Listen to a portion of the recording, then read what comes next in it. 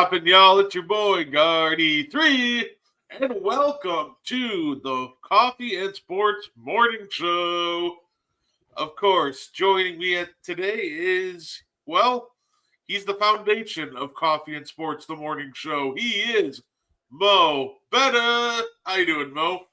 I'm doing great on a beautiful Friday morning.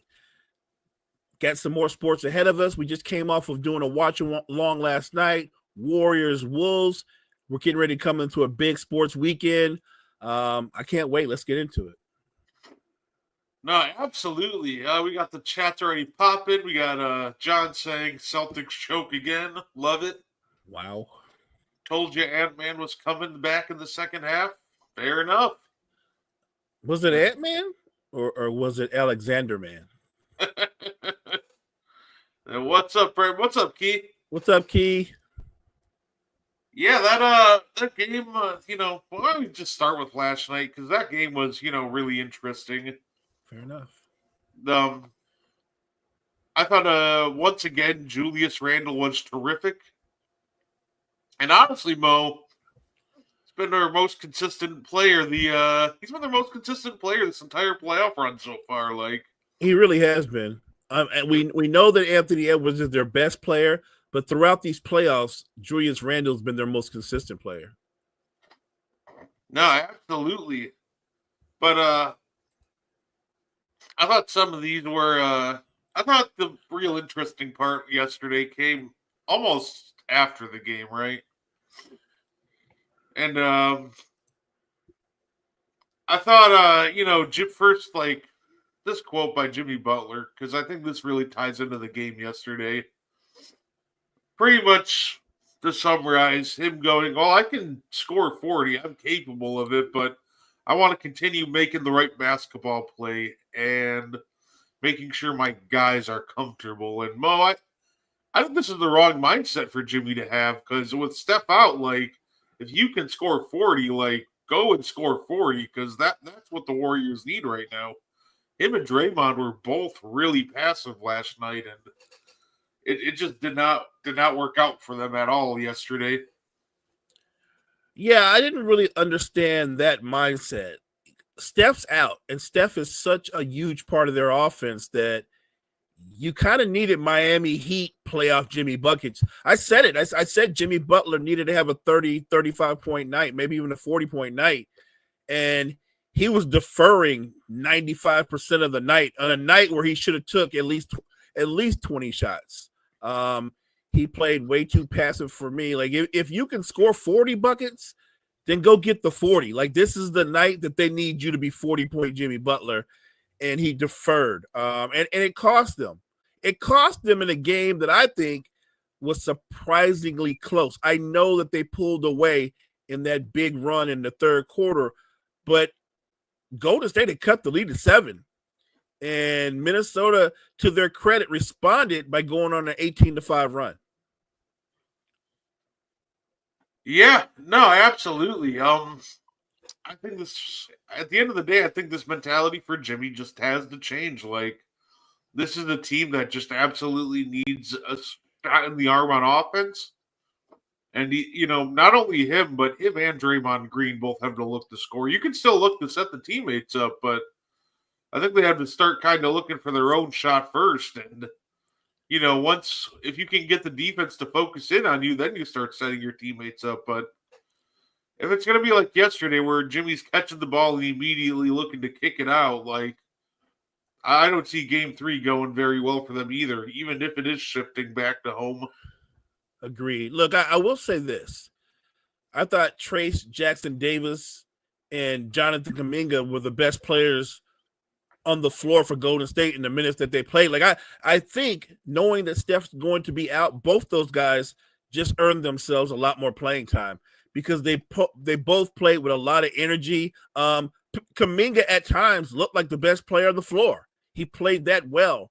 So if I'm Golden State, I'm going to try to harness that energy that both those young guys brought to game 2, because it made a big difference. They were right there.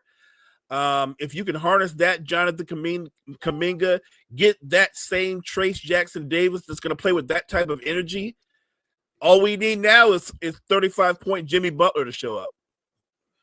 Oh, absolutely.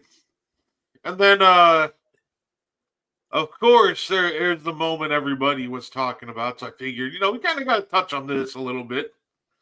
Of course, the moment that caught everybody's attention was Draymond Green's post-game rant of he is sick of everybody making him out to be an angry, in his own words, an angry black man. I think this is the absolute wrong messenger to be sending this one, because it's not like everybody's just targeting Draymond Green. Like, Draymond Green puts himself in these positions. Like, we're not just making up narratives about Draymond Green. He's the one that's doing these. He's the one that hits Naz Reid in the face and curses out the refs for 2 minutes and then somehow doesn't get ejected. And he does things like stomp Sabonis, punch Nurkic, choke out Rudy Gobert, hit Jordan Poole in the face. And that's honestly just like the last 2 years. And that's not even a quarter of the stuff he has pulled. So I think this was just a really awkward almost message from Draymond.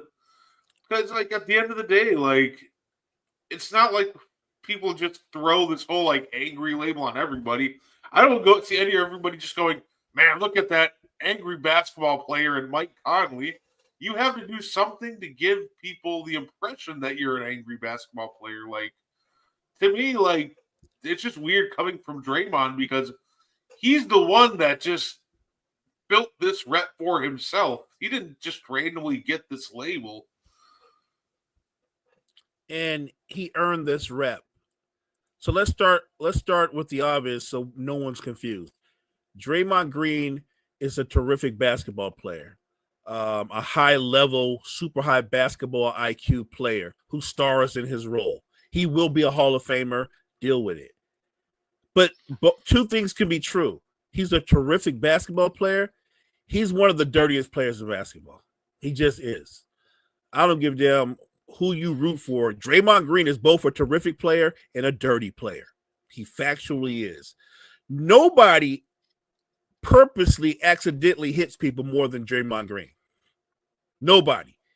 And if you go by letter of the law, once the call was made, what's the rule in the NBA? If you try to show up an official by yelling at him and doing antics, you are immediately, that's a technical foul, correct? Immediately. Oh, yeah. Draymond Green should have got tossed. And by the way, I think he was doing everything in his power to get tossed. The refs they didn't do him a solid.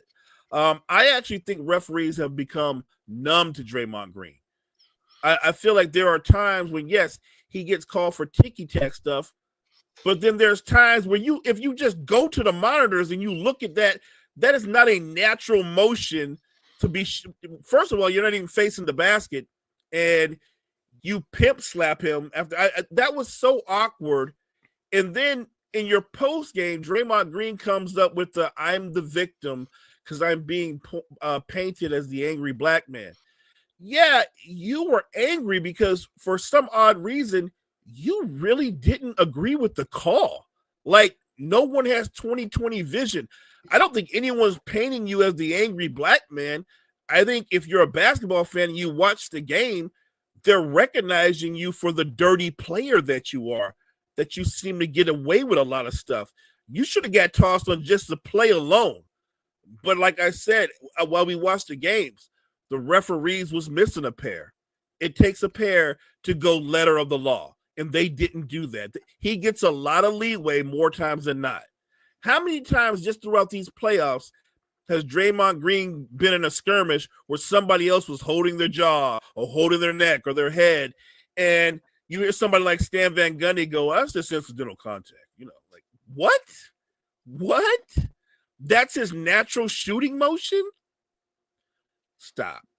Look, if you don't agree with the call, Draymond, and you want to go that route, I'm good with that. But miss me with the trying to play victim. You're not the victim. The guys that you're hitting are the victims. And somehow you keep not getting tossed. The referees that you're showing up and disrespecting, they're the victims, and you still don't get tossed. I don't want to hear that. maybe you were angry because in a game that you guys were competitive at a point, you had little to no impact on the game. Maybe you're angry that way. But I don't want to hear they're painting me as the angry black man. No, they're just saying Draymond's dirty and he kind of gets away with a lot of stuff. That killed me last night when Stan Van Gundy went, I think that was just incidental contact. Like, what?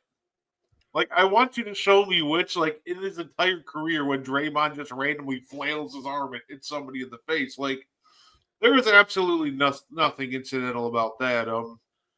Yeah, at the end of the day, it's when you talk about Draymond Green, it's going to be future, Hall of Famer Draymond Green. But Sure. yeah, like, I think Dre's got to be a little more tuned in here because, like I said, I don't think anybody wants Draymond Green to be like this, in his own words, angry player that just like hits people and plays dirty. It's not like everybody's calling for him, to do that.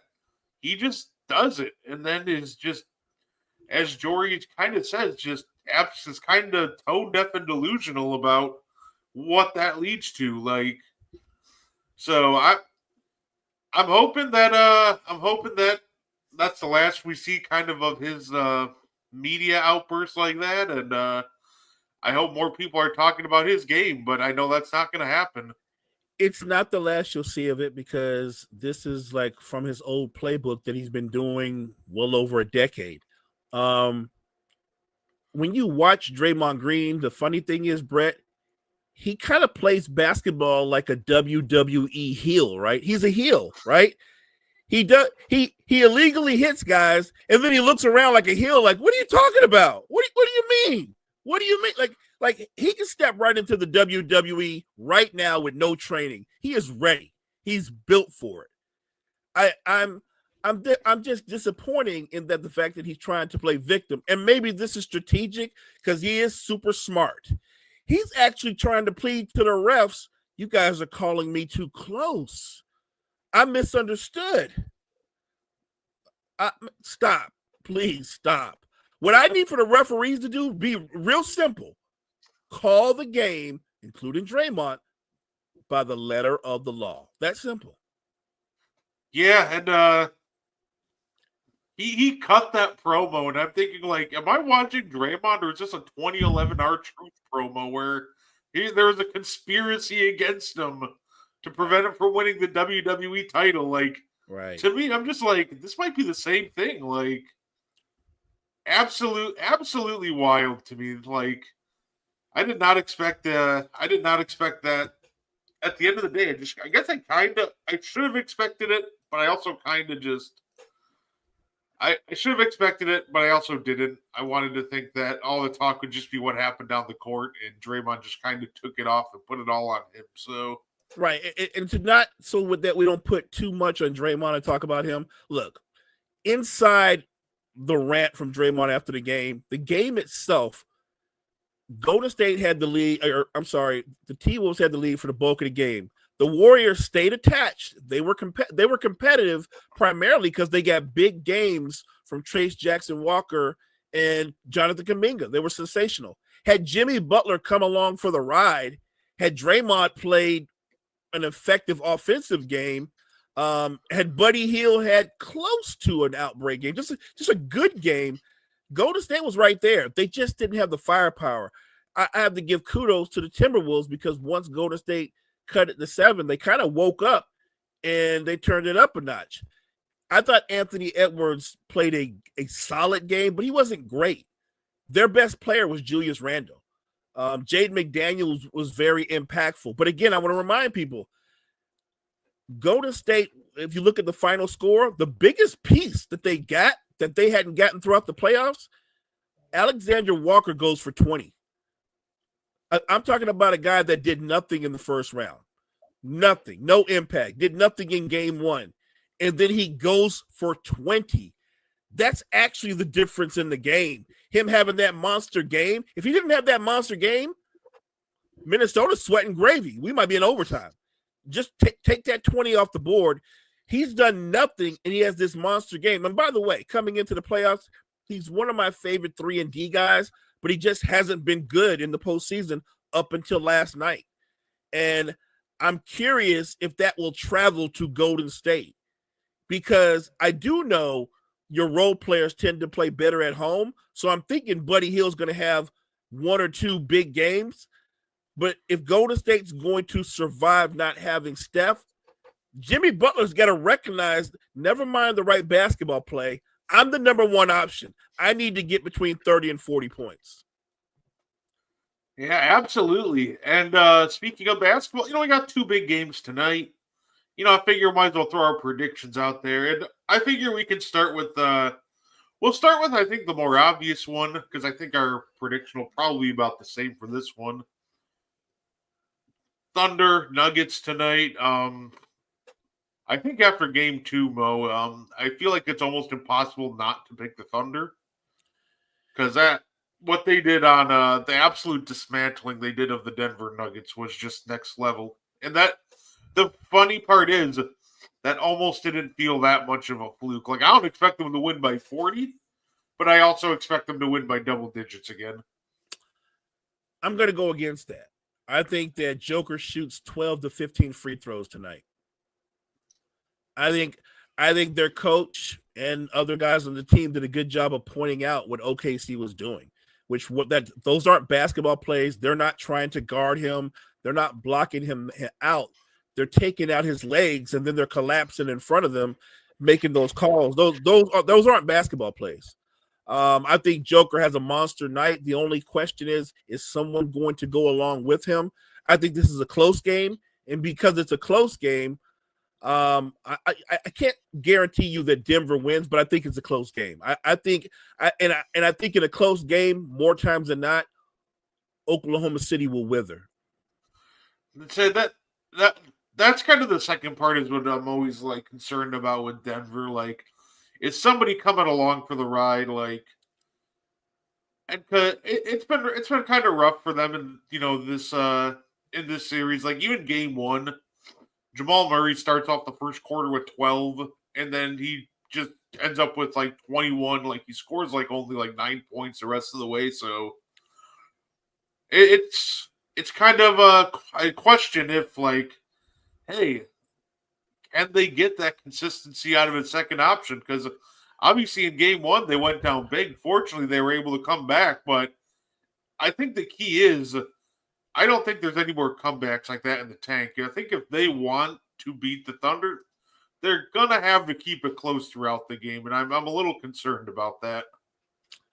No, and that's fair. Look, if you just look at these two teams on paper,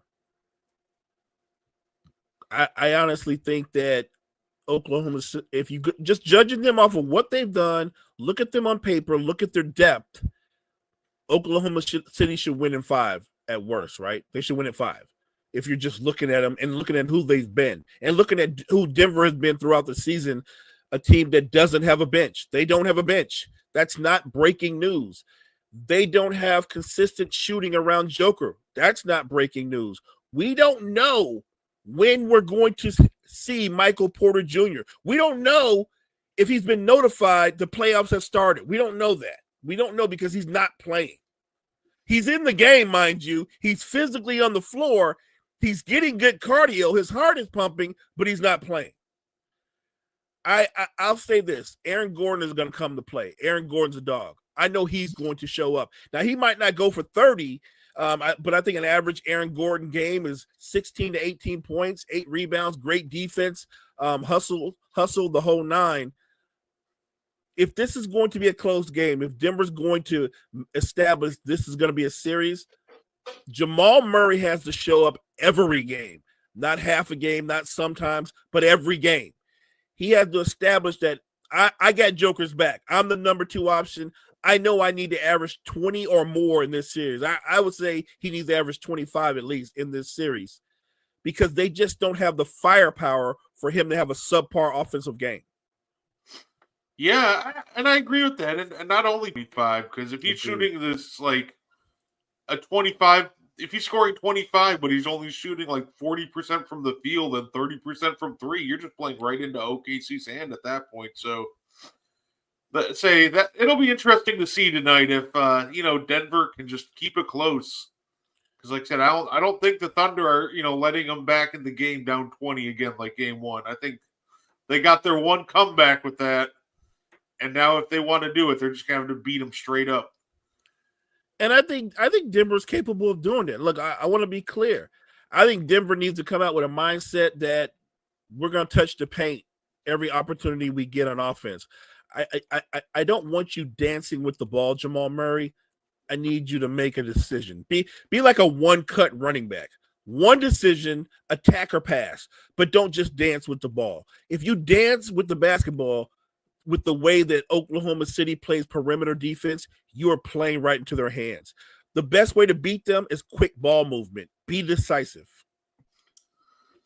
And then, of course, I think the most interesting game of tonight coming from the Eastern Conference. Pacers, Cavs. Cavs, it sounds like they're going to be getting all of Garland, Mobley, and Hunter back. But, obviously, we're talking about Garland, who hasn't played basketball in a minute. Hunter hasn't, played in a minute. And, obviously Mobley's only missing a game. So I don't think Hunter will be too rusty. So my question is, obviously, who do you think will win? But what do you think we can expect out of Garland and Hunter? I think Hunter will be fine. I'm more concerned about Garland because a big part of his game, Brett, is his quickness, his ability to change directions with the ball offensively. If he's a lesser version of himself and he's limited in terms of being able to attack somebody off the dribble, then he's not going to be that impactful. And if I'm Indiana and he's not moving right, he's going to be the guy that I target on the other end. So we have to see what version of Garland we get. But if you're getting Mobley back and he looks like the DPOY who can give you 18 a night as well, and you get Turner back, look, I get why everybody goes Indiana's going to win. They might. I'm going to say, or why, I'm sorry, Cleveland's going to win. I'm going to say the Pacers win. And I want to throw out some numbers. These are just numbers. Halliburton is shooting 61% from the field, 50% from three. Nesmith is shooting 61% from the field, 64 from three. Nembhard is shooting 52% from the field, 50 from three. You're hearing my voice. There's a theme here. Benedict Mathurin, 50% from the field, 50% from three. The guy who's their sixth leading scorer in this series is Pascal Siakam. He's shooting 47% from the field and 40% from three. If Cleveland is going to win this game, it will not be because of their offense. It will be because they'll look like a top three defense like they did all year long. Because if Indiana could continue to shoot the cover off the ball, I don't care who Cleveland has in the roster. They're going to lose. And I think the Cavs really have to stop trying to run with Indiana. They got to slow this game down. And they have the personnel to do it. They can absolutely slow this game down. But like these first two games, they're like trying to show Indiana, like, see, we can run with you. And Indiana's just like, okay, please do. And especially if you're running like three guys that are just coming back from injury, I think the first key is, if I'm the Cavs, like, you got to slow the pace way down. You can't just let Indiana leak out on every fast break. They're built to run, Brett. I mean, look, if you look at their roster, take away McConnell and Siakam, who just turned 30. Everybody else is 25 and and Miles Turner, who's 28. But I'm just saying, this is a young basketball team, an athletic basketball team who's built to run. The one team you don't want to get into an up and down game is the Indiana Pacers. If you're going to make it a play at a frenetic pace versus the Pacers, you're going to lose. And I know they're going to be like, well, Mo, nobody's going to maintain those shooting splits. I absolutely agree with that. But here's the thing about the Pacers. Unlike the Celtics, when the three's not falling, they have no problem attacking the basket. They do not have any problem attacking the basket. Nesmith is a great athlete. Miles Turner is a very mobile, versatile big. And then you throw in what Siakam can do if you have to go to more of a traditional half-court set. He's terrific on the elbow when he faces you up and he can blow by you. TJ McConnell He's one of the best backups in all the NBA and a great two-way player. Like, Indiana is almost as deep as Oklahoma City. You watch them play, they easily go 8 or 9 deep. And they're all very productive in the time that they're in the game. Again, if this is going to ever become a series, it's going to be because of Cleveland's defense. All I'm saying is right now, the Pacers are playing with a confidence that Cleveland's not playing with. Like, I don't think there's a more confident team in this postseason than the Pacers. Not even Oklahoma City, who just destroyed Denver by like 40, is more confident than the Indiana Pacers right now. It's so funny, Mo. Like, it feels like every single series, Mo, it feels like we just go, hey, you know what you shouldn't do? You shouldn't run with the Indiana Pacers, but I'll give them credit. Like, they got some like mind tricks going on because every single series they're suckering teams to run with them every single time without fail. And you would think that's the first thing on the scouting report, like, don't try to run with these guys, but somehow every single time it's the sucker teams into the track meet, and it just turns out disastrous for the other team. Yeah, and it's funny because if you watch Indiana play defense, they try to speed you up. Indiana actually encourages other teams to take outside shots. Now, they're great at closing out and contesting them, but they're giving you the opportunity to go back and forth. They want to do that. Indiana plays a lot like Mike D'Antoni's Suns, except they actually defend also. Yeah, I'd say that's fair enough. And for people that think that it's funny, and the idea they can't maintain the 3-point shooting. Right. I gotta remind people, it is a series is only like a 7-game series. Could you do it over a long stretch of a season? No. Can you do it over a sample size of 7 games? It's possible. I watched the Miami Heat do it to my Bucks, back in 2023. Right. How do you think they upset us? They shot insanely from 3. So I think it'll be a challenge. I think they'll, they can dip a little bit, but I think it's very possible for them to almost hover around these marks for one series. Fair. Especially since it's half of these threes, it doesn't even feel like the Cavs are kind of, closing out on them. They're just kind of giving up a lot of these wide open. And if you're giving up wide open threes to this team, they're going to make you pay 9 times out of 10, or in this case, 5 times out of 10. No, I'm with you on that. And I think that's what I keep trying to point out to people that are like really big on the Cavs. And I'm just saying that this Pacers team, the way they move the ball, the way they keep you switching, even when Miles Turner has a subpar shooting game from 3, the threat of Miles Turner alters your defense because it makes your big play up and play in space. I think Jared Allen is a terrific player, especially in the role that he plays for the Cavaliers. I don't think he's very good in space. Like, everybody has a weakness. I don't think he's as good in space as he is when he can drop and come from the weak side.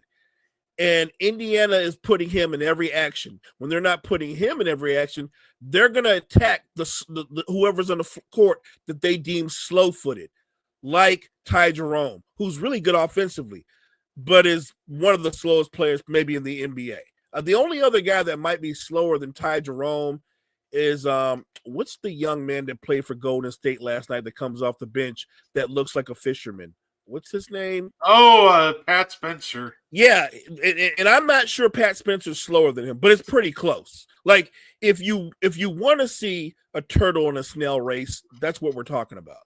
I just think that you have to slow Indiana down, and maybe the easiest way is, yes, you have to be more efficient on offense, but you have to be more aggressive on offense as well. Like, you can get your defense set up easier if you're able to generate offense by getting to the free throw line.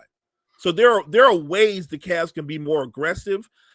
I just think that falling into the trap that Indiana sets by playing fast and taking quick shots, it hurts you ultimately. Oh, absolutely. And you know what? I thought we'd have a little fun, Mo. I thought we'd switch over to the NFL a little bit. It's funny. There's some great NFL news. Of course, we got the great announcement yesterday. Hey, we got a new pope. He's from Chicago, which means Chicago officially got a pope before a franchise quarterback. So I thought that was funny news. But I saw that line. Did you see the line where they said Chicago got a pope before they got a 4,000-yard quarterback? I was like, wow. Oh, that's just fantastic. And the funny part is it's true. Like how you've been around for like 100 years now. How did you not have at least one franchise quarterback? Like I saw one post saying every team's best quarterback, and I look at the Bears. It's like Jim McMahon. I'm like, how does that happen in 100 years? Like, come on now. So let me ask you this: Jim McMahon might be the most celebrated Bears quarterback, but is it Cutler their best quarterback?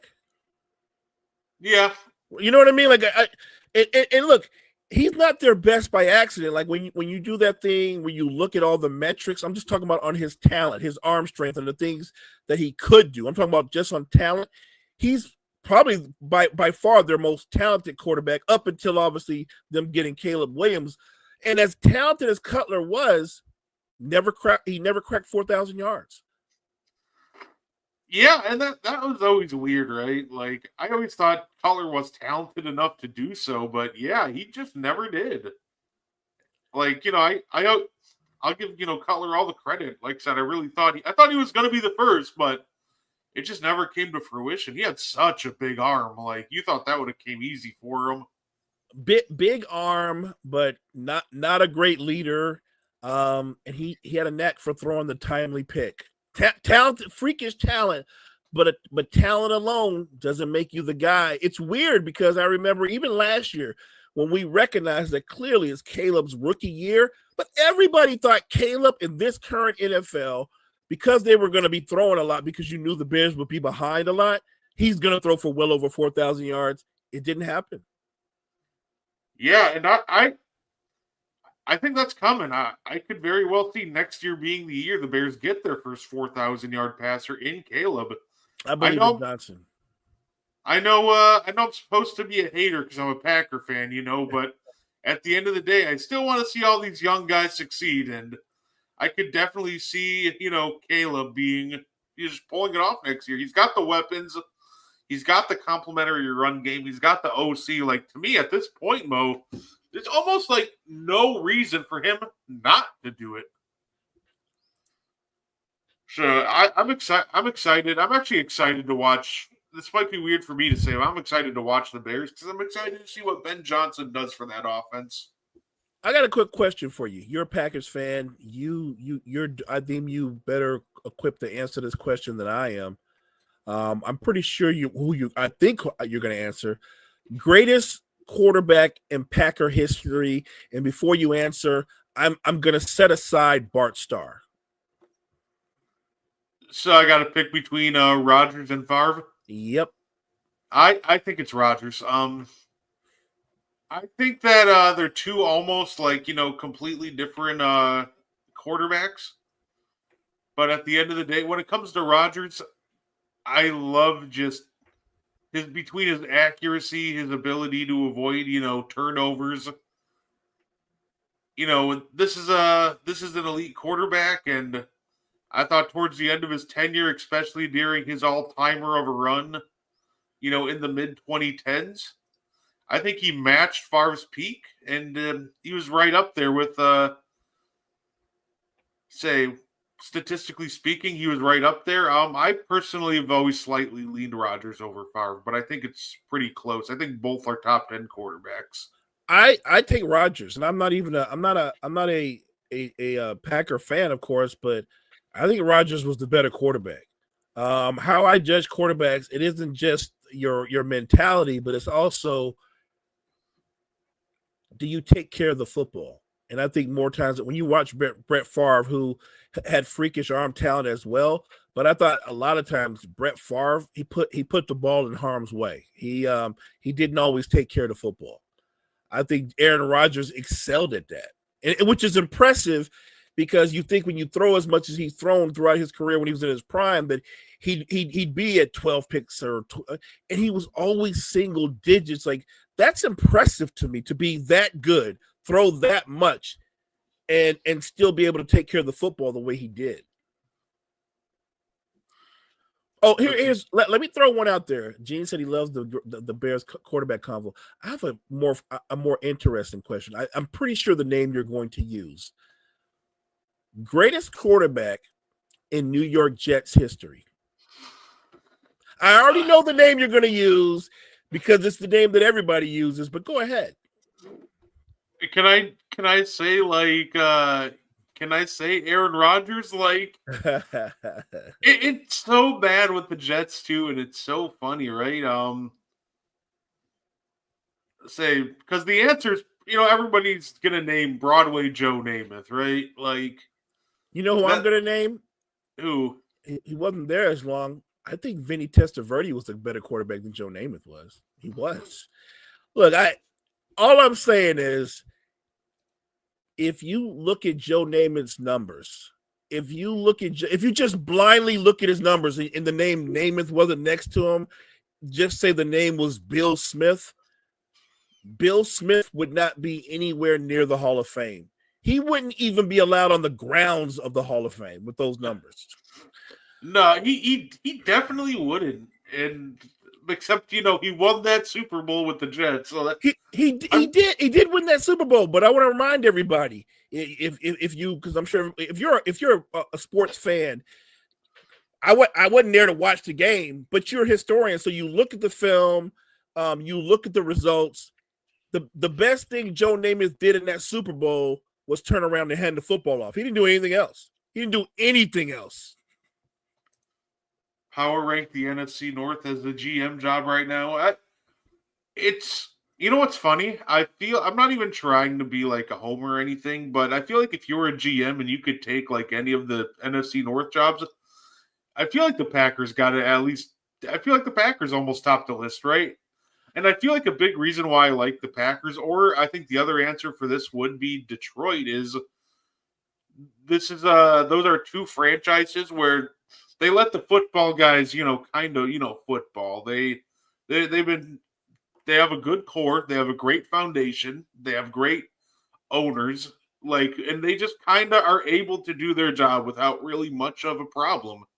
The Bears, something always happens or somebody always seems to get in the way of them truly building something special over there.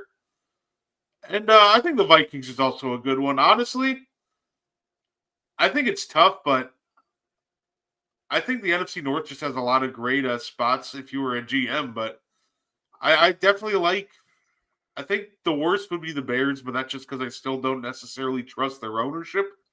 And I think the best is just got to be Green Bay or Detroit for the foundation that they've built.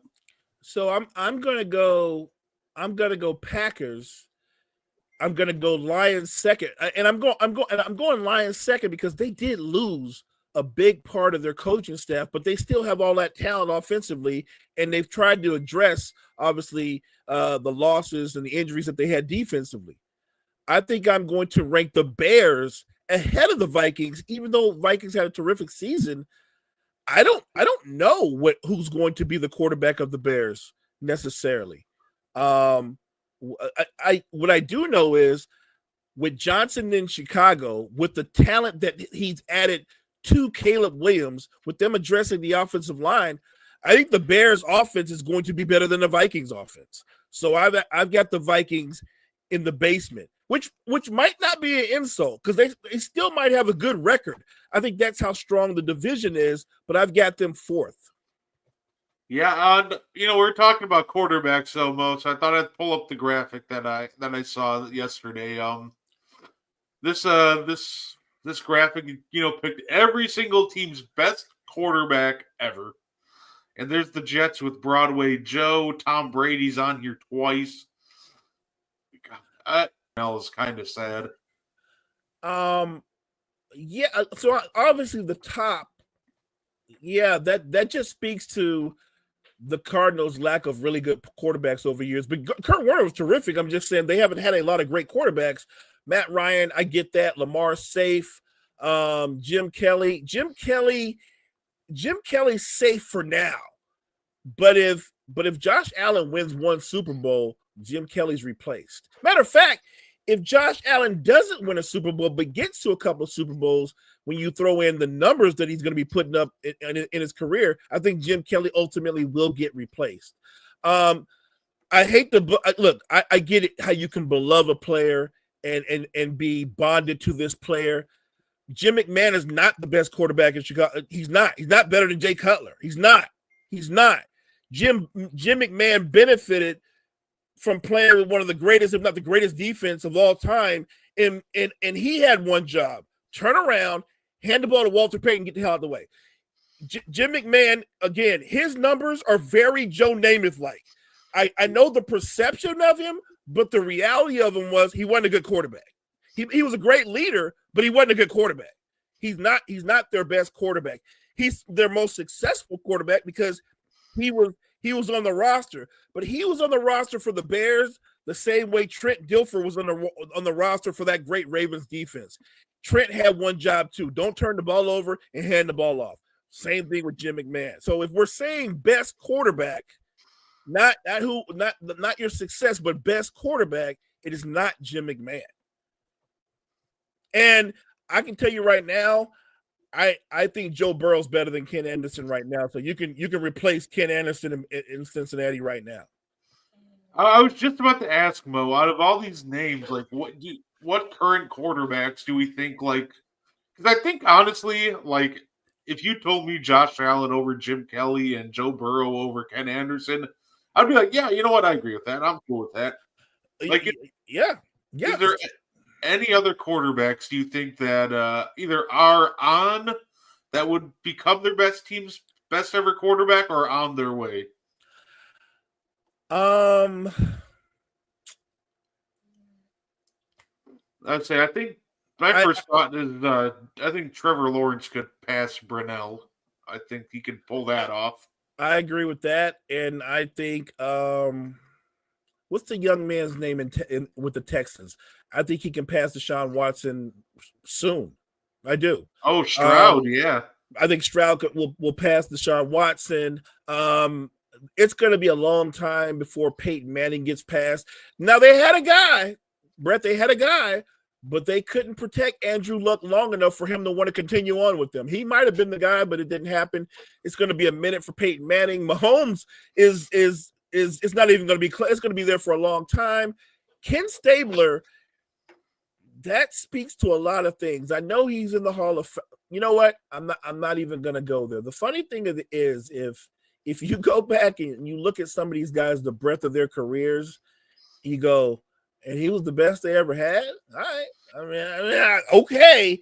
I'm not going to touch the Raiders. I think Phillip Rivers is safe for now.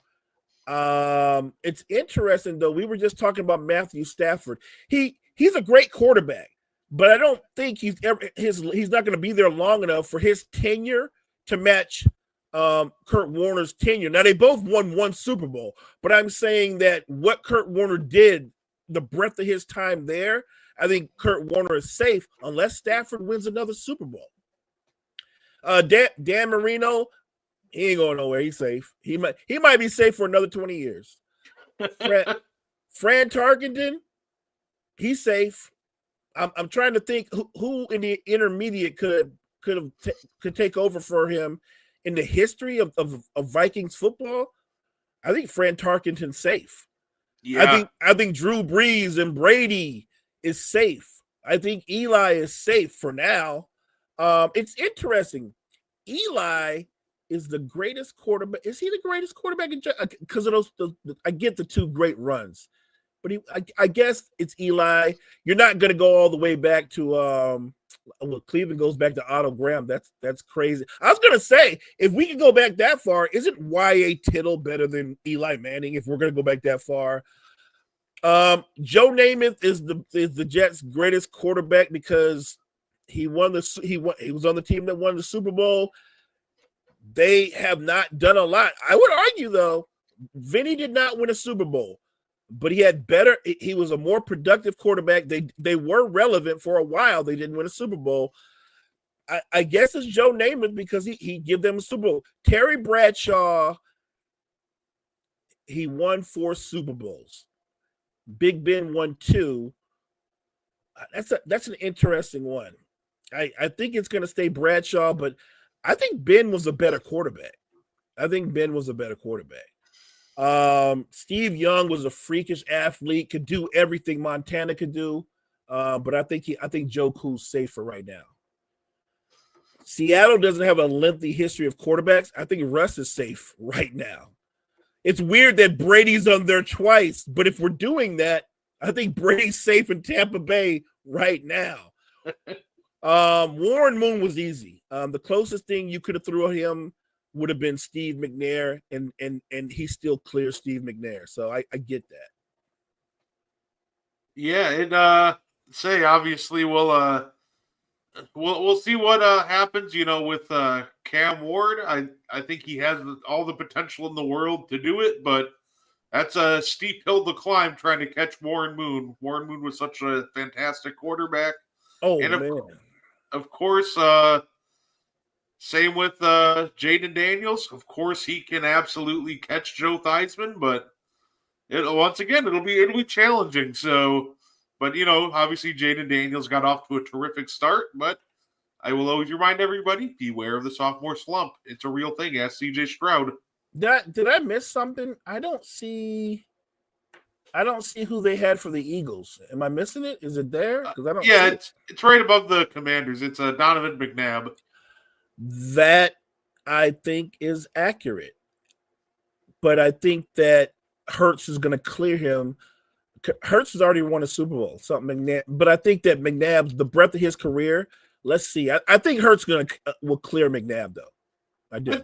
I think he will too. I think it's going to take a couple more elite seasons, but yeah, I think he definitely will. Yeah, I think he clears McNabb. He might clear him this coming season. Like I think he's going to definitely clear McNabb.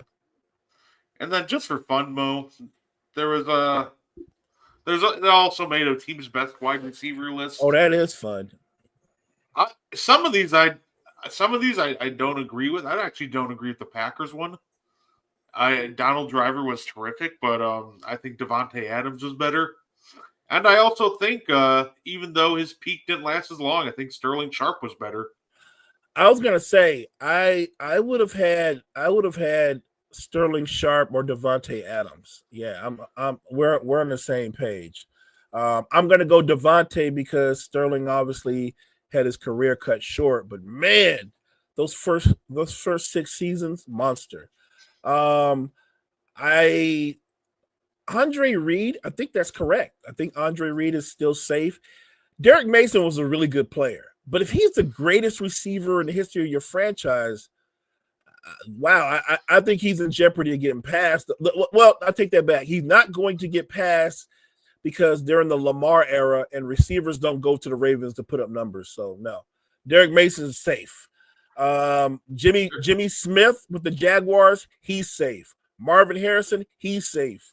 Andre Johnson, he's safe. Calvin Johnson, he's safe. Although Amon-Ra, if he can have a long career and be productive, he might catch up to Calvin Johnson. St. Brown might catch up to him. We'll see. Tyreek Hill is safe. Now, maybe some of those really older back in the day Chiefs fans would say Charlie Taylor, but I'll take Tyreek Hill. The interesting one with the Raiders is Tim Brown, but just because it's Friday and I'm feeling a little petty, he's probably considered their greatest receiver, but Jerry Rice past his prime was better than Tim Brown when he was on the Raiders. But let's move on. Lance Allworth, I guess. I mean, he didn't have a long career. I would say John Jefferson's peak was higher, but he didn't play long enough. Torrey Holt, it's funny because you could do a toss-up between Torrey Holt and his teammate, Isaac, what's his name? The other wide receiver, Isaac Oh, Bruce. Bruce. Their career numbers, they're almost like twins. That Holt had better hands. Isaac Bruce had blazing speed and can take the top off the defense. But I'm okay with anybody that says Torrey Holt. The Dolphins, I actually do agree about Mark Clayton. But if Tyreek Hill plays a couple of more seasons, I think Tyreek Hill is going to be in two spots. I think he'll clear Mark Clayton. Some people might have my head on him now. Just saying. Randy Moss is safe in Minnesota, even though they have a young man there. Let's see what his career looks like when it's all said and done. Marcus Colston was a really good receiver. I think he's safe for right now. He's one of those guys, Brett, that he was very productive, a solid player. He didn't put up 1,500 or 1,300 receiving seasons, but he put up like 1,000 here, 1,000 there, 980 here, like just a reliable, really good football player. Amani Toomer with the Giants. Could that be correct? Is Amani Toomer the best receiver they ever had? I'm going to say he is not. I think the best receiver the Giants ever had, what's the guy that shot himself? Oh, Plaxico? Plaxico's better than Amani Toomer. He was. I don't even think that's close. Plaxico's better than Amani Toomer. Don Maynard. I don't know how good he was because he played with Joe Namath, and all Joe Namath did was throw you medicine balls. So I don't know how good he must have actually had to be a hell of a player if you play with Joe Namath because you catch all the medicine balls. So he must have been really great. I'm okay with AJ Brown. I think that works. If you go further back, a lot of people love what's my man that played for the Eagles back in the day? Mike Quick, Harold Carmichael, but I think it is AJ Brown. Antonio Brown with the Steelers, who they've had some amazing receivers. Say what you want about AB. He's better than Lynn Swann. I don't want people to go crazy. He's better than John Stallworth. He is the best receiver in Steelers history, and I don't think it's close. Look, Jerry Rice is easy because he was better than everybody else. Steve Largent is safe for a long time. I don't think nobody's clearing him anytime soon. I think Mike Evans is definitely the greatest receiver in Bucks history. He's good. They've got Derek Mason on Tennessee. Look, Derek Mason had a good career. He's the greatest receiver in Tennessee history. All right, Brett, you're my numbers guy. You got to pull up Derek Mason's numbers. He's on two teams. I don't. There's no way he's the best receiver on both those teams. No way. Whoever did this list, they made a mistake. There's no way. He had a good career, man, but not the kind of career where he should be the best player on two teams. If he's the best receiver in the history of both those franchises, they have had a sad history. He had between the two franchises, he had 11,891 yards. So, average which is good yards a team there. Maybe does he win because he played for a long time? I'm trying to think of other receivers that played there. Drew Hill was there. I'll say I think he was very good. He was very good. I think the other thing is he just happened to go to two franchises where they're not rich in wide receiver talent. Like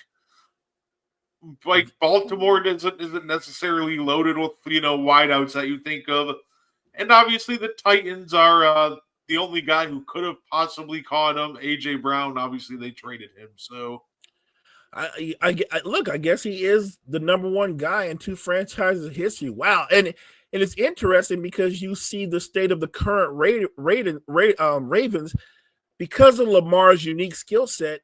I don't know if there's going to be a guy there that's going to have, because you're going to need to have multiple 1,000-yard receiving and be really productive. They kind of play receiver by committee with Lamar's skill set. Gene says Demaryius Thomas over Rod Smith for Denver. I would take Rod Smith. I'll take Rod Smith. I'd say it's something I would listen to, but that's definitely an interesting one. Look at, I guarantee you, Rod Smith probably had a more productive career than Demaryius Thomas. You know, a guy that nobody, Ed McCafferty. C-Mac's dad was nice. Yeah, I'm with Gene. I would have Rod Smith over Demaryius Thomas. Oh, fair enough. Yeah. Overall, it's funny because I'll give credit because these are always a little Yes. they're always a little nerve-wracking to make. So it's always interesting. I think they got most of the names right. I do too. Yeah, Gene. The Wizard of Oz was a tight end.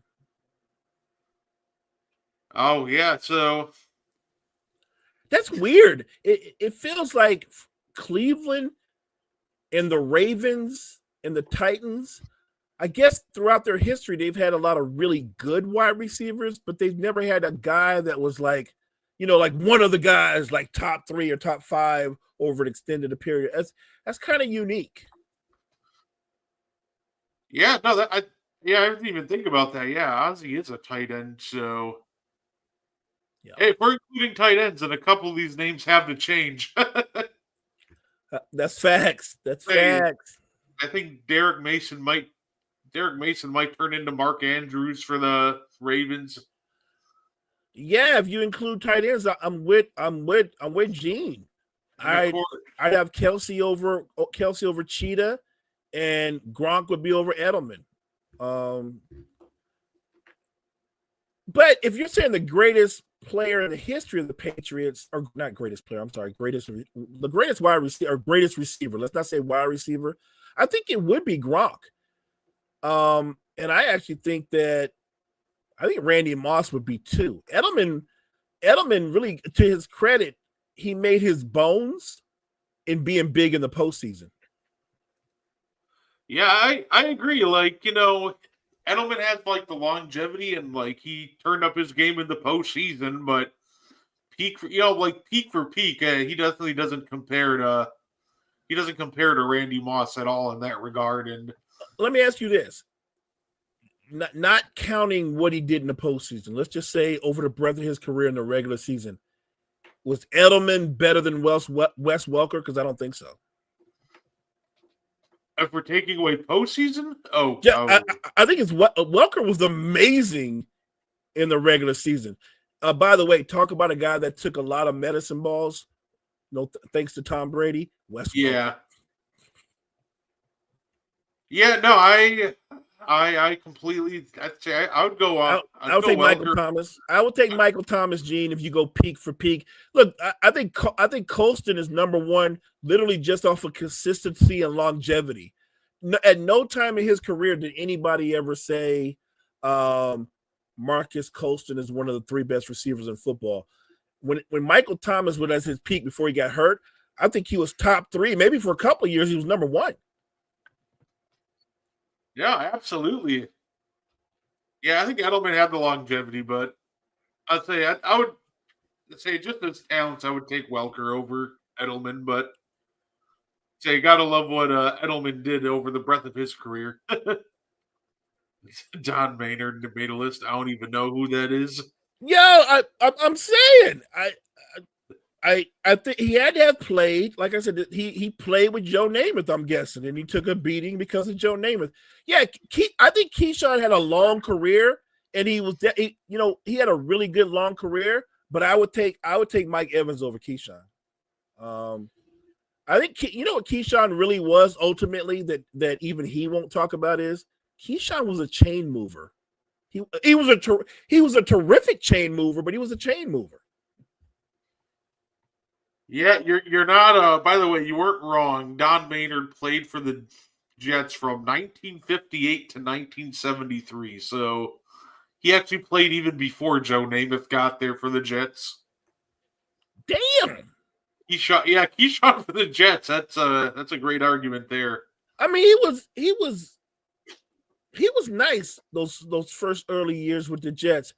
Yeah, I would go Keyshawn because I honestly don't know who Don Maynard is. I'm embarrassed to admit it. Anybody out there in the NFL universe, I don't know who he is, but I don't think he was better than Keyshawn. I will give him credit because some of these numbers, especially for being like 1960s football, are absolutely absurd. Like he went for his best season, he goes for 1,434 yards in 14 games, averages 20 yards a catch. That's big. Like he very explosive from the looks of it. The season after that, he averages 22 yards a catch and goes for over 1,200 yards. Damn, that's crazy. So I give him credit. He ended his career with over 11,000 yards during his career, playing in the 50s and 60s. So that's a pretty wild time to be doing that. And so, and I overlooked it, but I have to assume that Oh, by the way, we didn't mention it. Yeah, Chad Johnson is the greatest receiver in Bengals history now, but I think in a couple of more years he's going to get cleared by you know who. absolutely. Wait a minute. Who's the Bears all time? We didn't even talk about it. I don't know who Marlon Hill was. I don't know who that is. Who? I can say this. In the history of the Bears, they didn't have a lot of prolific wide receivers either, just like they didn't have a lot of great quarterback play. I have to think that if Marlon Hill's their greatest receiver, I bet his numbers are not impressive. Yeah, he played from 1954 to 1961 for the Bears, and in that time, God. yeah, he was like an OG wide receiver. He had a total of 4,717 yards for his career, and he got all but like 200 of those with the Bears. So, oh, okay. Like I said, the Bears, another team, like not a lot of prolific wide receiver play, for not for an extended period of time. But yeah, look, I think the Browns, because they didn't have a lot of great wide receivers. Oh, you know what? I'll help them out. In the history of the Browns, if you're really going to be specific to the position, their greatest wide receivers, I think it's Paul Warfield. It's probably Paul Warfield. But they went with Ozzie because Ozzie is their greatest receiver ever, even though he was a tight end. no, fair enough. And I'm gonna say before we have to get up on and out here, Mo. I made a fun little graphic for backlash predictions. I know we talked about this on Tuesday, but I just wanted to show everybody real quick. Obviously, WWE Backlash is tomorrow. I wanted to show my predictions out there. Everybody's winning on the left, including Jacob Fatu for that fatal four-way. So I don't think we really disagreed with any of these, Mo. I think they're pushing Penta so hard. My gut instincts say Dom holds onto the belt, but they're pushing Penta. And if he does, it won't be that big a surprise. Dom might put him over. The only thing I'll say about this is if Dom puts Penta over, I don't think Penta is going to be a champion like forever. I think Dom will get the belt back. I think that could become a rivalry. Yeah, absolutely. I think it could become a rivalry, and I think that that'll be a good rivalry to have. I think at the end of the day, if Penta, keeps getting, people interfering in his matches, it'd be a great avenue to reunite the Lucha Brothers, since Penta will need backup eventually. Yeah, the draft is coming up. That's right. The draft is coming up. Oh, I'm psyched. Speaking of which, you reminded me last night on N1, the NBA draft lottery, we find out the draft order, that's Monday night, guys. So anybody out there that's an NBA fan and you got high hopes for your franchise, if you're a Hornets fan, you don't have high hopes, but you know what I mean. What you want is some hope. You don't have high hopes. The Hornets fans are like, will unfortunately somehow get a high pick and then spend it on a prospect like who was the guy last year, like Tijane Saloon, like yeah, they picked him at like 6. I'm like, ooh, Like, I try so hard to keep up with all the different draft prospects, but that one caught me so off guard. I'm like, okay, like that's a reach, but And last time you checked, he's like still overseas, right? You know what I mean? Like, right? he played for him last year. You didn't really hear much about him, but he did play some for him last year. Wasn't overly impressive. Oh, I got you. That's one of those Darko Milicic moves. I got you. Yeah. The GM is like, I'm thinking outside the box. Nobody's looking at this kid. We're gonna get this kid, shock the league. Okay. Yeah, it's like it's almost like it's funny because they had some really good picks right before that. The past couple of years, obviously they snagged LaMelo. They got Brandon Miller the year before. They got Brandon Miller, and then they're like, you know what? We're going to try to think outside. It's almost like when the Bucks got lucky with Giannis, and then a couple of years later, they're like, you know what? We're going to try it again. We're going to think outside the box. Thon Maker, we choose you. And then, except the Hornets are trying to do the same thing, except he wasn't the intriguing prospect that Thon Maker, had the potential to become, but just never did. Facts. I remember they kept telling me that Thon Maker was going to be a floor spacing big for us, and I'm like, sweet, and he can protect the rim. I see the vision, and just never panned out. The guys that made the decisions on Thon Maker and Mo Bamba, you can't fire them enough times. No, absolutely. And obviously, before we get out of here, Mo, this is our last show until next week, and in the meantime, on Sunday is Mother's Day, so I wanted to do a quick shout out. Happy Mother's Day to all moms and mothers or expecting mothers out there. Of course, special shout out from me to Mama Gardapi. I appreciate everything you do. Love you. Happy Mother's Day. And thank you for everything you do. Doesn't go unnoticed. It's much appreciated. Happy Mother's Day to all the moms out there. Appreciate you. Enjoy your day. Thank you, everybody, for joining us this morning. I thought the chat was live. They asked great questions. They were engaging. Love that. Make sure, guys, you check out all the great content we have at Wire to Wire Network. Wire to Wire Network, we appreciate you. And you can you can tune in later tonight. We got some great shows for you this weekend. Tonight we got some Passion and Precision with Jory and Kyle. Great show. Tomorrow you can check out Hoop Dreams and Touchdown Queens. I apologize. That's with Jory and Key. So the action keeps on coming. You can check me and Mo out next Tuesday when we break down Backlash for you on the Meaty Boys podcast. But until then, we thank you very much and hope you guys enjoy the rest of your weekend.